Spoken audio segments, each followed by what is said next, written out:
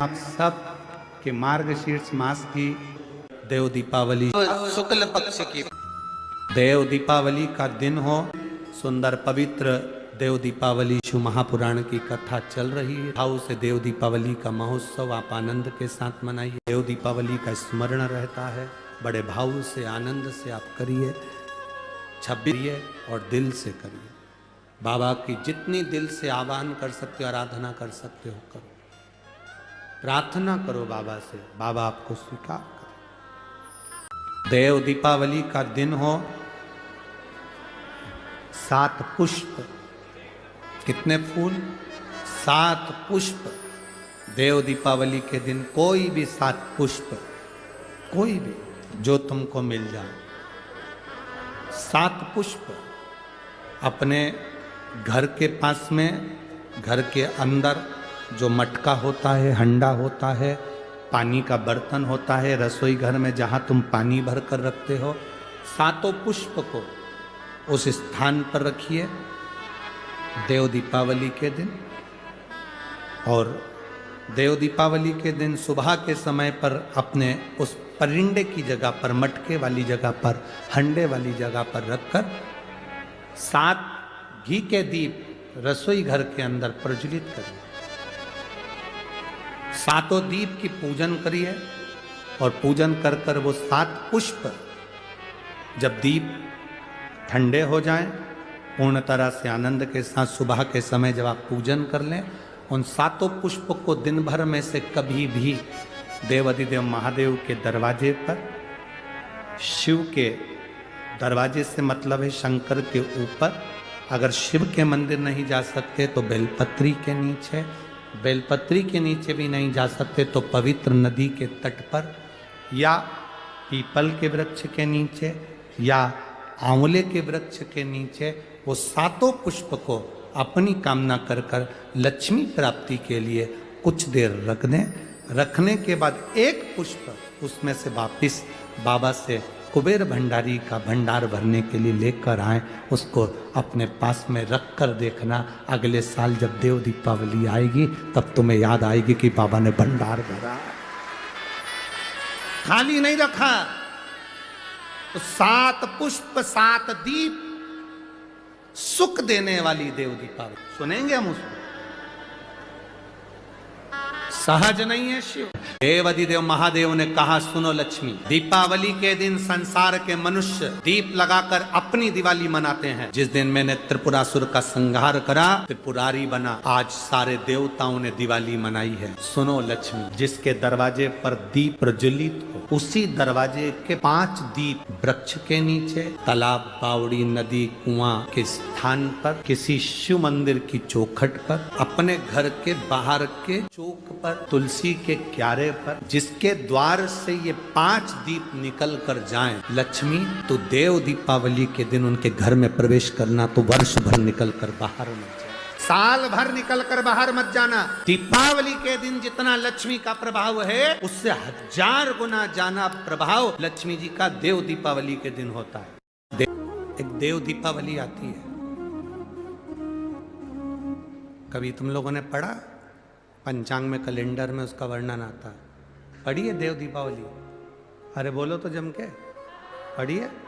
एक देव दीपावली आती है, एक दीपावली, एक देव दीपावली। इन दोनों दीपावली के दिन अगर प्रयास करना, अगर बहुत कष्टमय जीवन चल रहा हो, फैक्ट्री भी ना चले, दुकान भी ना चले, व्यापार भी ना चले और कर्जा बढ़ते जा रहा हो, टेंशन ही टेंशन पूरी जिंदगी में हो रहा हो, कहीं से संपदा आ नहीं रही हो, धक्के की जिंदगी चल रही हो, तो एक बार मधु का प्रयोग कर कर देखना।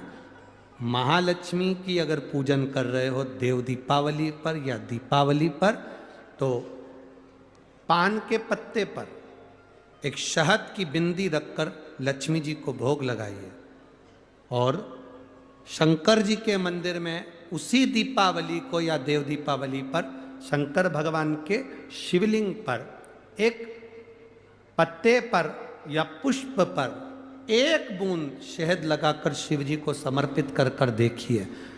अगला वर्ष तक इंतजार करना, बाबा आपकी जिंदगी में 4 चांद ना लगा दे उस मधु के बल पर, तो आनंद के लिए प्रयास करिए। मधु में क्या बल है, ये शिव महापुराण की कथा कर रही है। लक्ष्मी जी को श्राप दिया गया, तू अश्व की योनि में जाएगी, अश्वी बनेगी, घोड़ी बनेगी। भगवान नारायण ने लक्ष्मी को पृथ्वी पर भेज दिया। लक्ष्मी जी पूरी रात्रि, अमावस्या की रात्रि अंधेरे में भ्रमण कर रही हैं, कहीं उनको जगह नहीं मिली। एक दरवाजा खुला था, दीपक टिमटिमा रहा था, लक्ष्मी जी उसमें प्रवेश कर गई। बूढ़ी माँ कपड़े बना रही थी, भोजन मंगा, भोजन था नहीं। बूढ़ी माँ ने शहद का डब्बा ढूंढ लिया, मधु की डब्बी ढूंढ ली। उस मधु की डब्बी को, उस शहद की डब्बी में से थोड़ा सा मधु लाकर लक्ष्मी जी को दे दिया।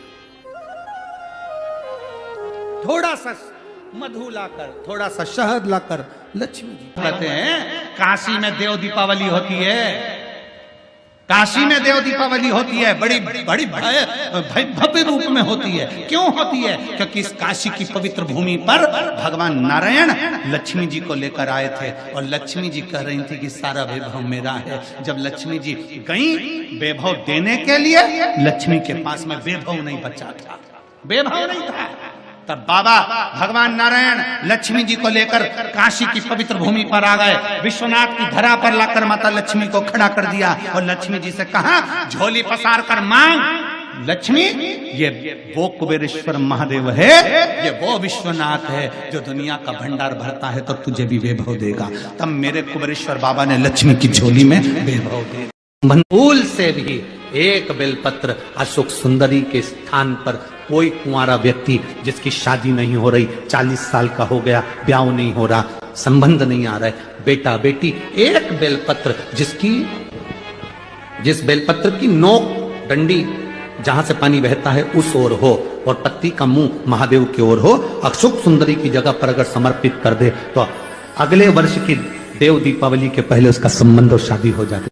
अश्वमेध यज्ञ का अश्व एक क्षण के लिए बैकुंठ जाता है।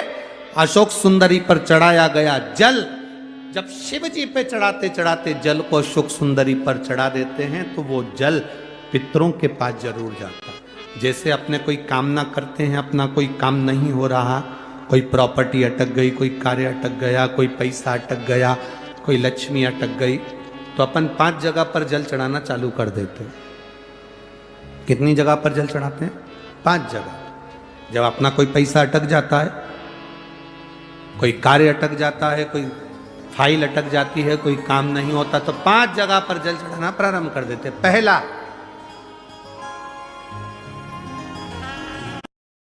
ये बीच में अशोक सुंदरी का स्थान, 5 जगह पर हम जल चढ़ाना प्रारंभ कर देते जब कोई काम अटकता। पहला गणेश जी के स्थान, दूसरा षडानंद कार्तिकेय का स्थान, तीसरे नंबर पर अशोक सुंदरी का स्थान, चौथे नंबर पर जलाधारी के चारों तरफ, और 5वां शिवलिंग का स्थान।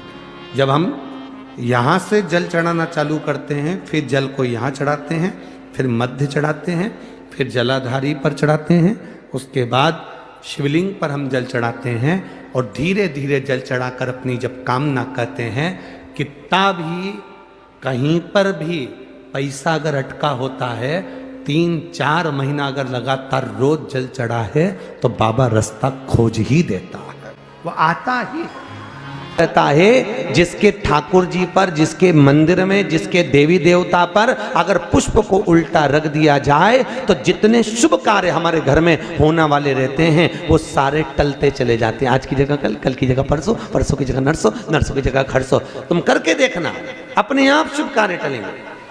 इसलिए भगवान के सम्मुख में जो पुष्प चढ़ाया जाता है वो सीधा चढ़ाया जाता है। यहां तक शास्त्र कहता है अगर भगवान को पुष्प चढ़ा रहे हो तो अगर सीधा और उल्टा नहीं मालूम तो नीचे की जो डांट है उसको तोड़ दीजिए और पत्ती की पत्ती, पंखड़ी की पंखड़ी भगवान को समर्पित कर दीजिए। वो शिव जी को स्वीकार होगा, वो भगवान को स्वीकार होगा। ये उसी में कहा है, उसी में कहा। भगवान भूत भावन भूतेश्वर भगवान शिव, ओघड़ी दातार दयालु मेरा शंकर, ने आज्ञा करी भगवान ब्रह्मदेव को कि ब्रह्मा जी मेरे स्वरूप का जो दर्शन कर रहे हो आधा पुरुष आधा नारी में बना हूं और मेरे स्वरूप का दर्शन कर कर आप एक कर्म करिए कि आप इस सृष्टि का निर्माण करो। और भगवान ब्रह्मा ने सृष्टि का निर्माण करने के लिए भगवान शंकर के अर्धनागेश्वर स्वरूप का दर्शन किया। घर में मकान में भगवान शंकर का अर्धनारीश्वर का चित्र नहीं होना चाहिए। कहां पर? जम के बोलो। घर के अंदर, घर के अंदर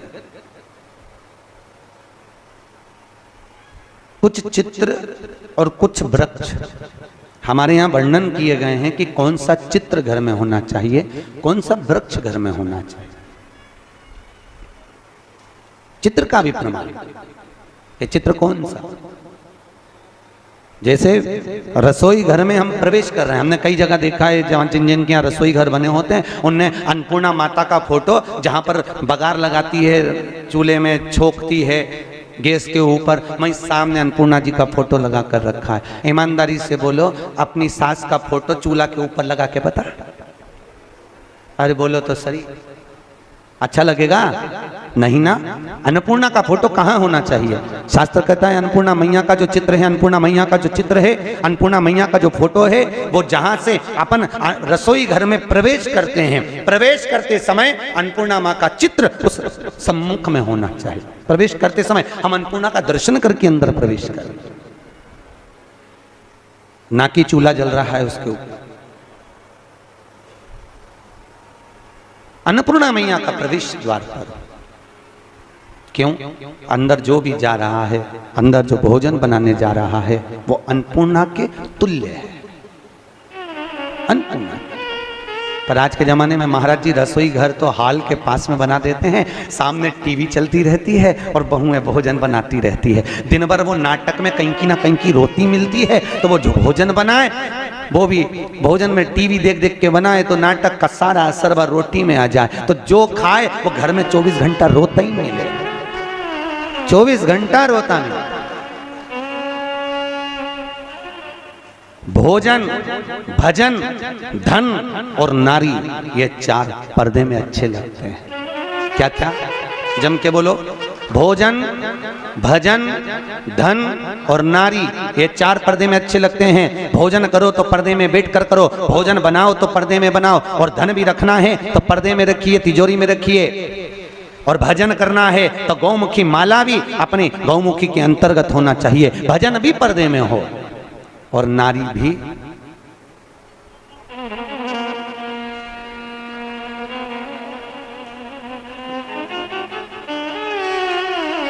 अब आज तीसरा दिन हो गया, बोलना नहीं पड़े जी जियो, हमारा क्या जाए, हम तो बोल देते हैं कि देखो ये सब चीजों का बड़ा प्रमाण है।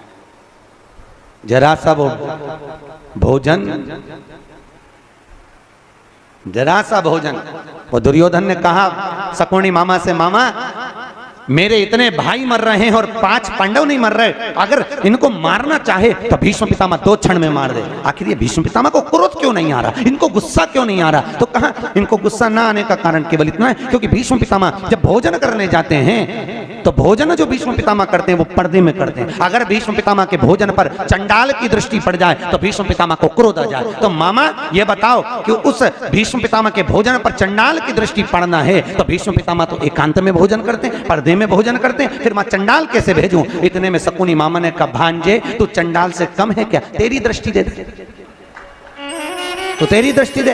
और जैसे दुर्योधन ने कहा मामा तो मुझे चंडाल कह रहे हो? नहीं कह नहीं रहा, मैं तो प्रैक्टिकल करने की बात कर रहा हूं, प्रैक्टिकल करके देख ले। और जैसे ही दुर्योधन ने भीष्म पितामह के भोजन पर अपनी दृष्टि दी और आज भीष्म पितामह ने संकल्प ले लिया कि कल का सूर्यास्त होते हुए अर्जुन नहीं देख पाएगा, मात्र भोजन करा और बुद्धि बिगड़ गई।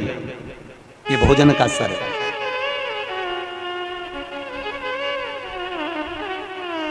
शादी में, पार्टी में पति और पत्नी जब शादी में, विवाह में जाते हैं तो या तो उन दोनों का झगड़ा जाते समय होता है या फिर आते समय होता है, जरूर होता है, पक्का है, बिल्कुल निश्चित।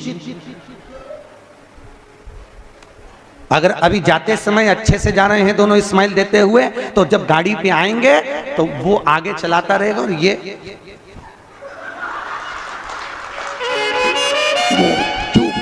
बोले आवाज तक कुछ आवाज वो बोलेगा, अरे बोल तो हुआ क्या, बस तुमसे बोल दिया ना चुपचाप चलो।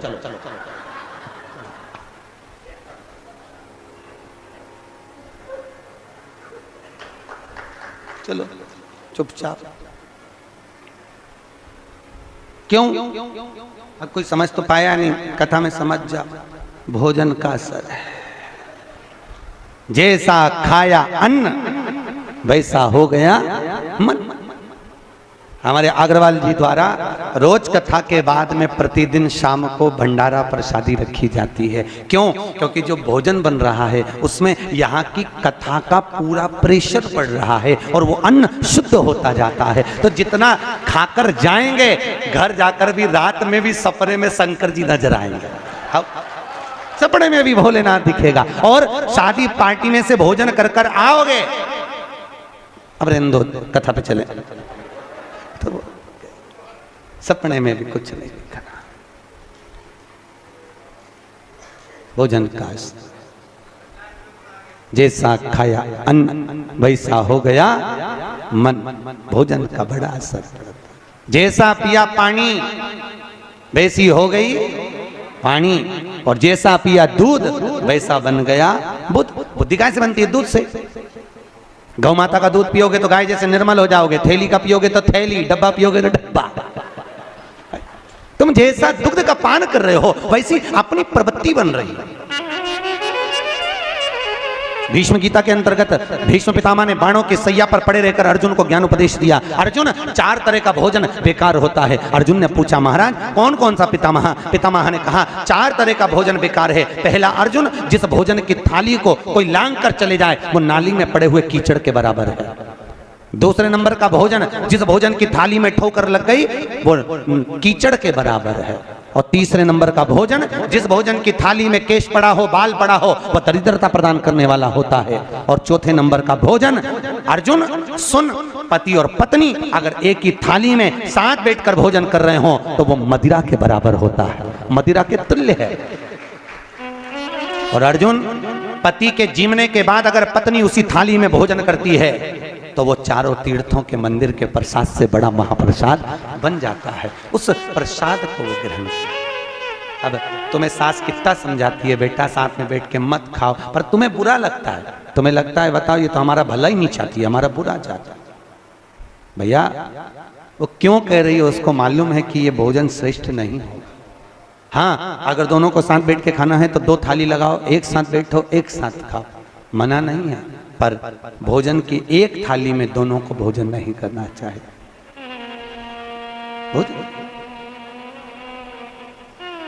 भाई, हमारी प्रवृत्ति, हमारी वृत्ति, हमारा सुख, हमारा मन भजन, भोजन, धन और नारी पर्दे में श्रेष्ठ लगे। भी करवा रहे हो, जांचे भी करवा रहे हो, सब कुछ कर रहे हो, सब कुछ। उसके बाद भी यदि आराम नहीं लग रहा, उसके बाद भी अगर हमको हमारे शरीर में आराम नहीं लग रहा तो फिर हम क्या करें? तब 2 लोटा जल लीजिए, 5 बेलपत्री शिव जी पर चढ़ा दीजिए और जल की धार दोनों हाथों से धीरे धीरे कुंदकेश्वर महादेव का नाम लेकर जल की धार चढ़ाना प्रारंभ करिए। 1 बेलपत्र और शिव जी पे चढ़ा हुआ जल लेकर आ जाइए। जल को सुबह पी लीजिए, बेलपत्र को प्रदोष काल के समय पर चबा चबा कर खाना प्रारंभ कर लीजिए। दवाई लगना चालू हो जाएगी, शरीर को आराम लगना।